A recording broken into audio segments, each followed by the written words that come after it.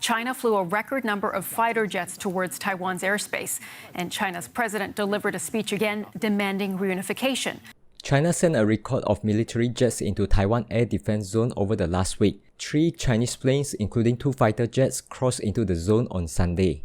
If you are watching my video for the first time, my name is Boonty. This is an investment channel, not a politics channel. The reason I'm paying attention to tensions between China and Taiwan is because one of my top holdings is Taiwan Semiconductor Manufacturing, or TSMC. I currently hold 220 shares of TSMC, currently worth around $24,000. This is not a small amount for me. In this video, I will share with you my view on the situations, such as do I think that will China really invade Taiwan, and how do I incorporate this view into my investment decisions making. Appreciate if you can help me to tap on the like button. Thank you very much. First, let's get through the scary part first. The fear, uncertainty, and doubt, aka FUD. To illustrate this, I will bring out the analysis written by Franke, who is a nationally ranked stock picker for 30 years. Actually, I don't really understand what it means. If you know, please comment down below to help me understand. The summary of his analysis is this. Chinese threat to Taiwan's sovereignty have never been greater. Taiwan Semiconductor is bullishly priced and valued on a short-term shortage in chips globally. A huge sentiment disconnect between the current stock quote and the underlying value in 2 to 3 years may now exist for sellers to exploit, and he hoped that he is wrong. Let's dig a bit deeper. He mentioned that TSM owned 9 fab plants in Taiwan, 2 in China, and 1 in US during February 2021. A meaningful geopolitical change will threaten TSMC operation. For example, it may affect 1. Asset ownership. 2. Ability to operate chip fabrication uninterrupted. 3. Supply chain into and out of the island. And 4. Regulatory or tariff backdrop. Everything from a military blockade of Taiwan to the bombing destruction of TSM plant and equipment to news laws and state-mandated fees by a Chinese regime to the nationalizations of assets by an invading power are risks worthy of consideration at this juncture in history. What he is trying to say here is that if one day China were to invade Taiwan, we as investors should expect huge losses because the fabs will not be able to operate normally. US is not going to sit there and do nothing and continue doing business with Taiwan. If they block the raw materials into Taiwan, then the fabs won't be able to operate. Basically, it will be close to a total loss for investors.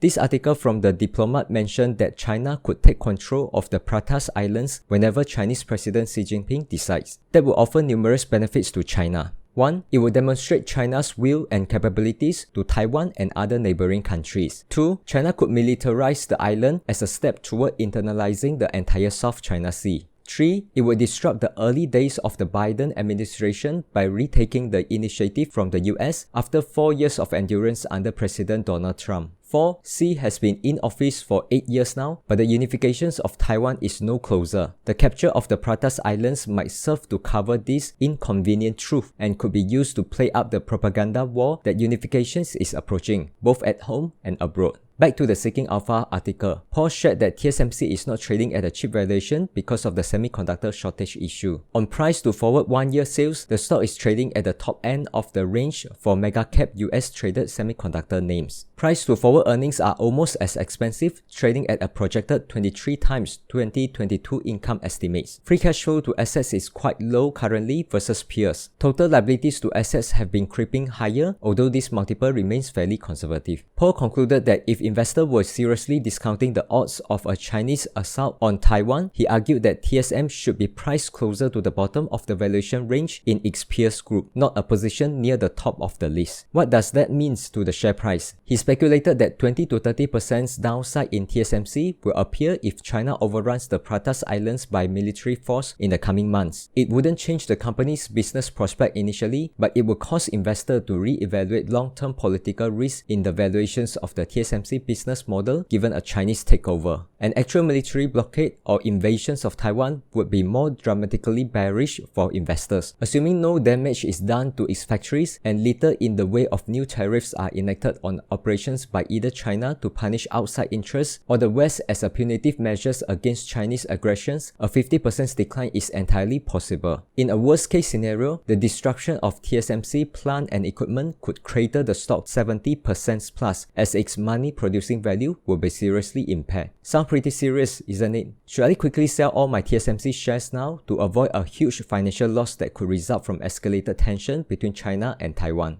Wait. Let's take a step back and think for a second.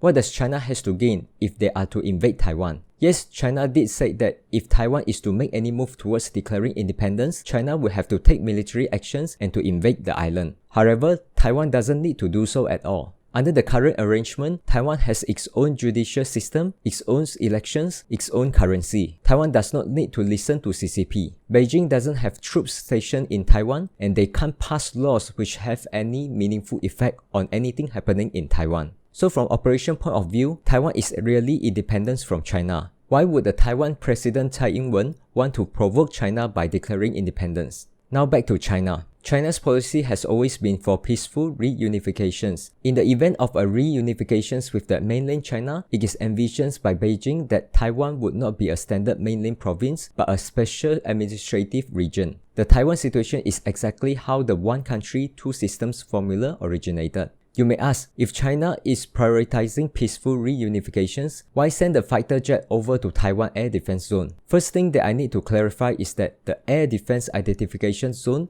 ADIZ, is to act as a zone to identify any potential invasion, and it is not a sovereign state. As you can see in the map, it actually extends far into the mainland China. Basically, any aircraft going past the median line is recorded as an incursion. According to this Substack article from DMT Capital, the whole game is one of psychological warfare. By constantly making the Taiwanese scramble jets, they actually tire out the Taiwanese. It is also super expensive to constantly scramble fighter jets. Beijing also gets to consistently apply pressure on the DPP government in Taiwan, as the relatively more pro-Beijing KMT can criticize the incumbent government for failing to maintain good relations with China. If China is to invade Taiwan, they are actually taking a huge risk. For example, US and other countries around the world may sanction Taiwan and stop trading with Taiwan. This also puts CCP itself at risk because it affects the stability within China. To finish off, the current status quo is one that is very beneficial to both China and Taiwan. China is putting themselves at a huge risk if they were to invade Taiwan, and they don't gain much by winning. Same goes for Taiwan as well. Independence declaration put them at a huge risk, but that will not bring any meaningful changes as they are already operating independently from China. So the smart thing for both sides is to maintain the current status quo. Now back to my investment on TSMC. I'll keep the investment and focus on the fundamentals business and not so much on the political issue because in my opinion, these are just pattern more than badminton. However, if there's any escalations of tension, the share price may be affected. This is totally outside of my control and it is fine. People always panic over such thing and this is perfectly normal. That will be an opportunity because I will be able to accumulate TSMC shares to take advantage of the attractive pricing. Okay, that's all about today's video. Hope you will like it. Feel free to join my Telegram group if you haven't done so. See you in the next one and cheers. Bye bye.